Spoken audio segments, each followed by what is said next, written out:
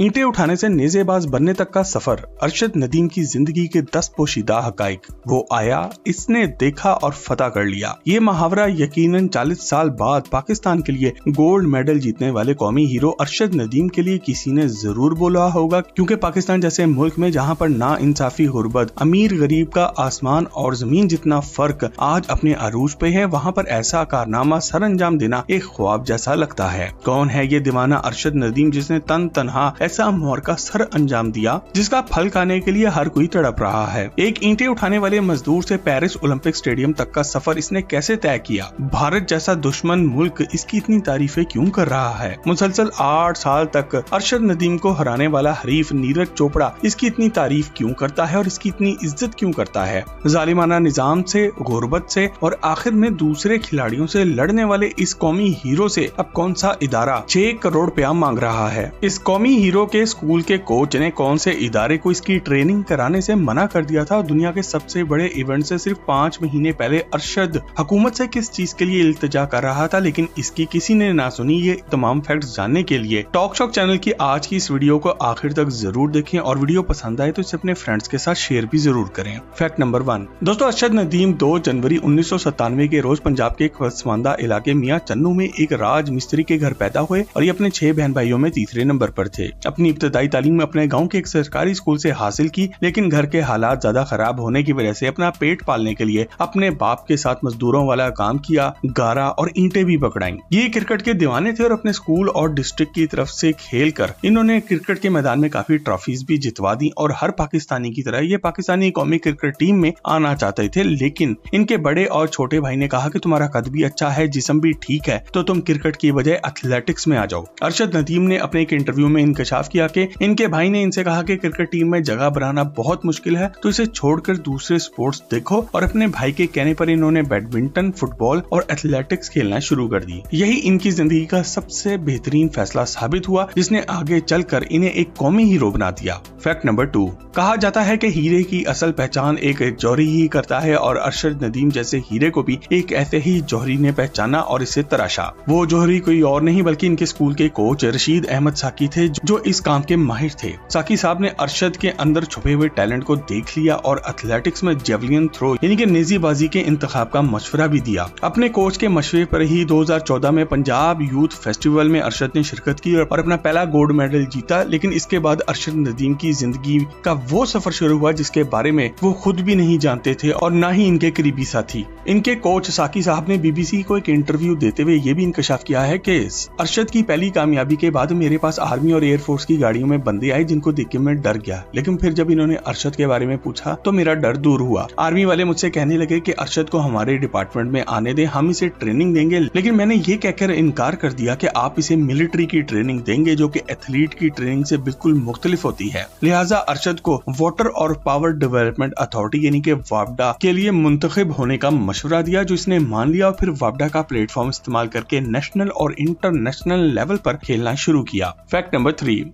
दोस्तों, जिस मुल्क में खिलाड़ियों को सरकार की तरफ से ट्रेनिंग कैंप में स्पोर्ट्स डाइट के तौर पर नान चने और 2 खजूरें दी जाती हों, वहां अरशद नदीम का जाती मेहनत से गोल्ड मेडल जीत जाना वाकई में किसी मौजूद से कम नहीं। अरशद नदीम ने वापडा के डिपार्टमेंट को ज्वाइन तो कर लिया, लेकिन जो फैसिलिटीज और इक्विपमेंट इन्हें चाहिए था वो कभी ना मिल सका। इस हीरो ने नेजा फेंकने की प्रैक्टिस अपने घर के पीछे बने एक मैदान में करना शुरू की और जेवलियन यानी कि नेजे के तौर पर एक लंबे बांस के ऊपर लोहे का एक भाला लगाकर इसे फेंकना शुरू किया। दिलचस्प बात यह है कि अरशद ने ये नेजा खुद तैयार किया था, जबकि वेट ट्रेनिंग के लिए ये जंग आलूदा सामान और सीमेंट से बने हुए डंबल्स का इस्तेमाल किया करते थे। किसी भी मुकाबले से पहले इसमें शिरकत के लिए पैसे इनके गांव वाले मिलकर देते थे, यानी कि इनके पहले स्पॉन्सर कोई और नहीं बल्कि इनके गांव वाले अफराद ही थे। अगर ये कहा जाए कि गारा और ईंटें उठाने वाले ये हाथ गोल्डन हैंड्स थे तो गलत ना होगा, क्योंकि इन्हीं हाथों और बाजुओं ने ऐसे कारनामे सर अंजाम दिए जो इससे पहले किसी और पाकिस्तानी एथलीट ने नहीं दिए थे। फैक्ट नंबर 4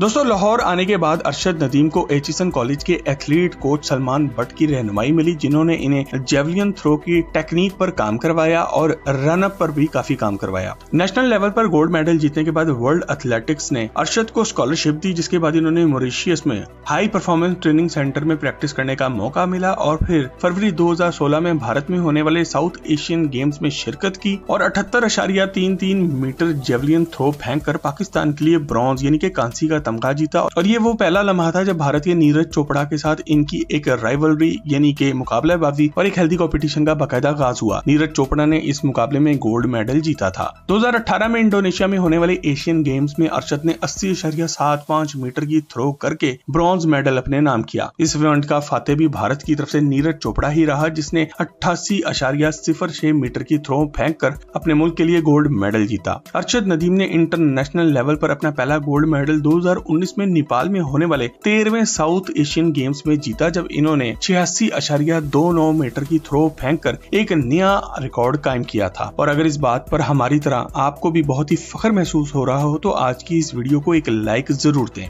फैक्ट नंबर 5 दोस्तों, अर्शद नदीम ने किसी भी किस्म की हुकूमती सपोर्ट और फाइनेंशियल स्पॉन्सरशिप के बगैर ही 2021 में टोक्यो में होने वाली ओलंपिक्स में मेरिट पर शिरकत की, लेकिन फिटनेस इश्यूज और ज्यादा प्रैक्टिस के ना होने और पुअर इक्विपमेंट की वजह से वो 5वें नंबर पे आए। इनके वालिद के मुताबिक अर्शद ने ये सब कुछ अपनी मेहनत और लगन के बलबूते पे किया। प्रैक्टिस के लिए घर के पीछे बने मैदान को इस्तेमाल किया, जबकि गाँव वालों ने ही इनके लिए एयर टिकट और जेवलिन और दूसरी चीजों का बंदोबस्त कराया था। इसका पहला नतीजा ये निकला कि 8 अगस्त 2022 को कॉमनवेल्थ गेम्स में इन्होंने पाकिस्तान को गोल्ड मेडल ला कर दिया और यही वो लम्हा था जब पाकिस्तान और दुनिया ने ये जाना कि इस मैदान में कोई नया सूरमा आया है। अर्शद नदीम का असल कारनामा गोल्ड मेडल लाना नहीं बल्कि 90.18 मीटर की थ्रो फेंकना था, जो इससे पहले किसी साउथ एशियन खिलाड़ी ने नहीं फेंकी थी और ये 1962 के बाद पहला मौका था जब पाकिस्तान ने कॉमनवेल्थ गेम्स में कोई गोल्ड मेडल जीता। अर्शद नदीम पर किस्मत कुछ मेहरबान हुई और इन्हें कुछ खिलाड़ियों और मशहूर शख्सियात ने इनामात के तौर पर पैसे दिए, लेकिन हुकूमत की तरफ से इंटरनेशनल सहूलियात अभी तक एक ख्वाब ही रहा। इस इवेंट के सिर्फ 5 दिन बाद अर्शद नदीम ने इस्लामिक सॉलिडेरिटी गेम्स में भी फिर से गोल्ड मेडल जीत लिया, लेकिन फिर वही हुआ जो हर खिलाड़ी के साथ होता है।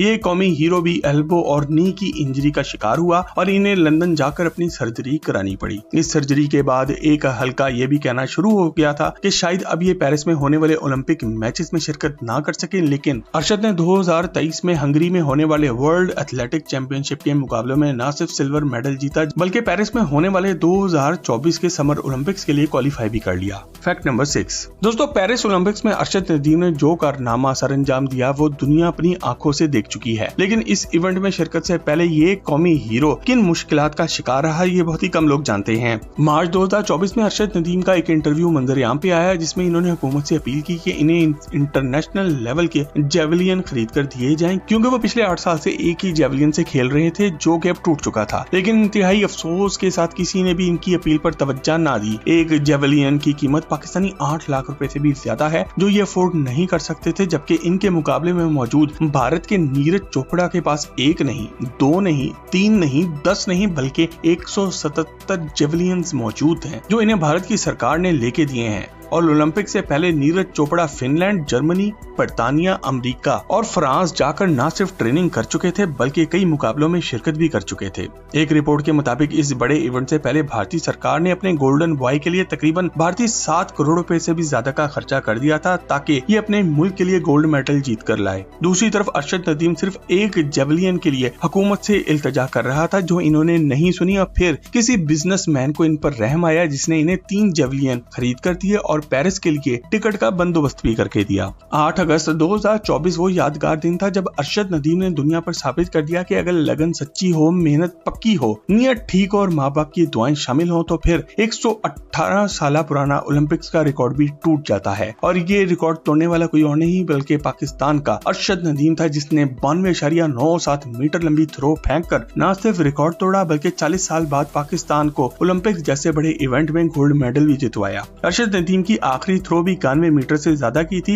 यानी कि 90 मीटर की हद 2 बार क्रॉस की, जबकि भारत के नीरज चोपड़ा 89.45 मीटर की थ्रो फेंकर दूसरे नंबर पे रहे और ये 8 साल बाद पहला मौका था जब अर्शद नदीम ने नीरज चोपड़ा को हरा दिया। फैक्ट नंबर 7 दोस्तों, अर्शद नदीम की नाकाफी सहूलियात और फाइनेंशियल सपोर्ट की कमी के बावजूद पेरिस ओलंपिक में रिकॉर्ड ब्रेकिंग कामयाबी के बाद दुनिया खासकर भारतीय मीडिया इनकी काफी तारीफें कर रहा है। भारत के सबसे बड़े अखबार हिंदुस्तान टाइम्स ने अर्शद के बारे में एक आर्टिकल लिखा है जिसमें छपा है, no food on most days, no money to buy javelin, Arshad Nadeem story is greater than his historic gold at Paris Olympics. यानी कि खाने की कमी, जेवलियन खरीदने के लिए पैसों का ना होना, अर्शद नदीम की कहानी पेरिस पेरिस ओलंपिक में जीते गए गोल्ड मेडल से बढ़कर एक तारीख है। इसराइल की न्यूज वेबसाइट रियूटर्स ने अपनी हेडलाइन में लिखा, from mud brick home to Olympics podium Arshad Nadeem is unlikely Pakistani hero. यानी कि मिट्टी के बने घर से ओलंपिक के स्टेडियम तक का सफर, अरशद नदीम पाकिस्तान का एक हीरो है। इसी तरह दुनिया भर की न्यूज वेबसाइट और अखबारात ने अरशद नदीम के इस कारनामे की तारीफ बेहतरीन अल्फाज में की है। भारतीय हरीफ नीरज चोपड़ा, जिसने अरशद नदीम को मिलने वाली नाकाफी सहूलियात के बारे में काफी बार इनके हक में आवाज भी उठाई, इसने भी अपनी हार को खुले दिल से कबूल किया। जब नीरज की मां से पूछा गया तो इन्होंने कहा कि अरशद भी इनके बेटे की तरह है, और कुछ ऐसे ही अल्फाज अरशद की वालिदा ने भी नीरज चोपड़ा के लिए अदा किए। इस पर हम इन दोनों माओं को सलूट करते हैं जिन्होंने अपने बेटों की तरबियत बेहतर अंदाज में की और नफरत की बजाय मोहब्बत का पैगाम दिया। अगर आप भी अरशद नदीम और नीरज चोपड़ा को पसंद करते हैं तो कमेंट सेक्शन में वेल डन अरशद और वेल डन नीरज जरूर लिखें। Fact number 8। दोस्तों, अरशद नदीम जो कारनामा सर अंजाम दे चुके हैं, इसके बाद कुदरत इन पर मेहरबान हो गई है। वर्ल्ड एथलेटिक फेडरेशन ने अरशद नदीम को $50,000 यानी कि पाकिस्तानी लगभग 1,37,50,000 रुपए इनाम देने का ऐलान किया है। इसके साथ साथ पंजाब, सिंध और KPK और मरकजी हुकूमतों ने भी अरशद नदीम को कैश प्राइज देने का इनाम किया है। पाकिस्तान के मशहूर सिंगर अली जफर ने भी ऐलान किया है कि वो पहले की तरह इस बार भी इस कौमी हीरो को 10 लाख रुपए का इनाम देंगे। कुछ ऐसा ही ऐलान क्रिकेटर अहमद शहजाद ने भी किया है, जो पहले भी कौमी हीरो को इनामी रकम दे चुके हैं। इसके अलावा एयरवाई न्यूज चैनल के मालिक सलमान इकबाल ने भी एयरवाई लगूना में इनको एक अपार्टमेंट गिफ्ट में दे दिया है। किसी ने सच ही कहा है कि कामयाबी के कई बाप होते हैं जबकि नाकामी यतीम होती है। जब अरशद नदीम एक जेवलिन थ्रो खरीदने के लिए अपील कर रहा था तो इनकी किसी ने मदद नहीं की, और अब जबकि इन्होंने गैर मामूली कारनामा सर अंजाम दे दिया है तो हर कोई इसका क्रेडिट लेने को आ रहा है। खासकर फॉर्म 47 के बलबूते पर मुसल्लत की गई हुकूमत भी, जिनकी असलियत पूरी कौम के सामने आ चुकी है। एक अंदाजे के मुताबिक अगर ऐलान शुदा रकूम अरशद नदीम को वाकई में मिल जाए तो ये कम से कम 30 करोड़ रुपए से ज्यादा की रकम बन जाती है। लेकिन वो मुहावरा है कि देग अभी पकी नहीं और मीरासी पहले आ गए। अरशद को अभी इनामी रकम मिली नहीं और FBR वाले पहले पहुंच गए। मुख्तलिफ वेबसाइट्स के मुताबिक खिलाड़ियों को मिलने वाली इनामी रकूम पर नॉन फाइलर के लिए 30% जबकि फाइलर के लिए 15% डिडक्शन होती है। ताहम FBR के तर्जुमान ने अपनी स्टेटमेंट में कहा है कि अरशद नदीम एक कौमी हीरो है और इनका इदारा इन इनामात पर कोई टैक्स नहीं लगाएगा। यहाँ आपको ये भी बताते चलें कि किसी को भी टैक्स में रियायत देना हुकूमत के इख्तियार में होता है, न कि किसी इदारे के। अब इस बात में कितनी हकीकत है ये तो आने वाले कुछ दिनों में वाज़ेह हो जाएगा। Fact number 9। पेरिस ओलंपिक्स में गोल्ड मेडल जीतने के बाद अरशद नदीम ने अगले ही दिन इस कामयाबी को आईफल टावर के सामने सेलिब्रेट करने का ऐलान किया और फिर अगले दिन आवाम की एक बहुत ही बड़ी तादाद वहां पहुंच गई। कौमी हीरो स्टेज पर चढ़कर लोगों को हाथ हिलाकर वेलकम करता रहा और ऑटोग्राफ देता रहा। इसके बाद पेरिस में मौजूद पाकिस्तानी एम्बेसी के ऑफिशियल्स ने कौमी हीरो को बुलाया और ढोल की ताप पर इनका इस्तकबाल किया। पाकिस्तानी सफीर ने एक तकरीब का इनेकाद भी किया और फिर अरशद नदीम को इनके कोच के साथ एयरपोर्ट तक रुखसत भी किया। लाहौर इंटरनेशनल एयरपोर्ट पर अरशद नदीम का शानदार इस्तकबाल किया गया। हुकूमती लोगों के साथ आवाम की एक बड़ी तादाद भी मौजूद थी, लेकिन अवामी मैंडेट चोरी करने वाले सियासी कारकुनान ने अरशद नदीम के एक दोस्त के साथ न सिर्फ बदतमीजी की बल्कि इनको मारा भी, क्योंकि इस दोस्त ने सोशल मीडिया पर आकर ये कह दिया था कि हुकूमत ने किसी भी तरह की मदद तो नहीं की, लेकिन अब जबरदस्ती हुकूमत अरशद नदीम से अपने हक में बयान दिलाने की कोशिश कर रही है। और ये सभी कुछ कैमरे की आंख ने भी महफूज कर लिया और अब सहाफियों ने भी इसका पोल खोल दिया है। Fact number 10। दोस्तों, अरशद नदीम का ताल्लुक एक पसमानदा गांव से है और इनके वालिद एक मिस्त्री थे। अपने वालिदैन की तरह हमारा कौमी हीरो भी एक सादा तबीयत का मालिक है। इनकी शादी अपने ही खानदान में हुई है और इनका एक बेटा और माशाल्लाह एक बेटी भी है। ये आम इंसानों की तरह वापडा में मुलाजमत करते हैं और अपनी प्रैक्टिस करते हैं। इनकी शानदार जीत पर इनके सुसर ने एक दूध देने वाली गाय का तोहफा देने का ऐलान किया है और शायद ये इनाम इन तमाम लोगों के इनामात से कहीं ज्यादा कीमती है जो अपने नंबर बनाने के लिए एक पब्लिक स्टंट कर रहे हैं। जहाँ तक इस कामयाबी की बात हुई है तो 100% अरशद की अपनी लगन, मेहनत और माँ बाप की दुआओं का नतीजा है। उम्मीद है कि ये आगे भी पाकिस्तान का नाम इसी तरह रोशन करते रहेंगे और नए रिकॉर्ड्स बनाते रहेंगे। अगर आप भी हमारी तरह अरशद नदीम के बड़े फैन हैं तो आज की इस वीडियो को अपने दोस्तों के साथ फेसबुक और व्हाट्सएप पर शेयर जरूर करें और मजीद जबरदस्त वीडियोस के लिए हमारे चैनल को भी सब्सक्राइब जरूर करें।